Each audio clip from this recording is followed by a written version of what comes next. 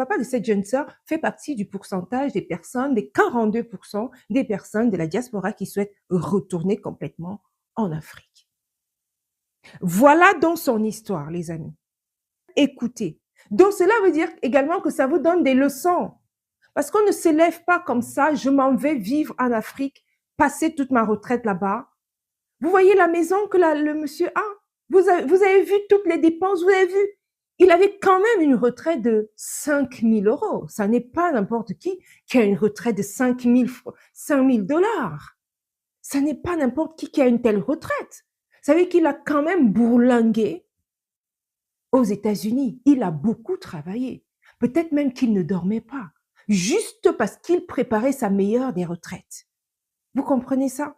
Et après, lorsque toi, tu finis de préparer comme ça ta retraite, travailler toute ta vie, matin, midi, soir, nuit, tu ne dors pas, boulot, dodo, métro, et tu rentres chez toi, tu te décides donc de retourner, et voilà ce qui t'arrive. Ton frère et ta sœur se mettent sur toi. Ton frère et ta sœur, ta famille, de connivence, s'arrangent pour te et prendre tout ce que tu auras bâti sur place. Donc, en gros, franchement, moi, j'aurais plus tendance à dire, il vaut mieux que tu te décides à aller vivre vraiment ta retraite définitivement en Afrique, mais sache bien que ça n'est pas facile. Il faut déjà bâtir les bonnes relations. Ne va pas faire famille, famille, famille, parce que tu as laissé cette famille depuis perpète. Tu l'as laissée depuis perpète. Tu ne peux pas, comme ça, après 30 ans, 40 ans de vie en Occident, tu retournes, tu crois que ta famille est toujours la même. Non! Ils ne cherchent qu'une seule chose. Lorsque tu arrives, ils veulent en finir.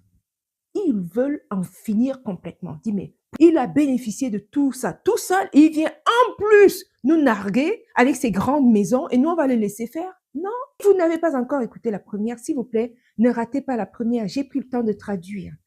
Allez écouter la première partie et elle va vous donner la meilleure suite. Parce que là, cette partie, c'est la suite où la sœur s'enfuit une fois qu'ils vont chez le chef du village. Parce que franchement, elle a commencé à faire son mea culpa et en disant on va gérer ça en famille et patati patata. Là, ce n'est que source de leçons et pour nous apprendre à rester prudents.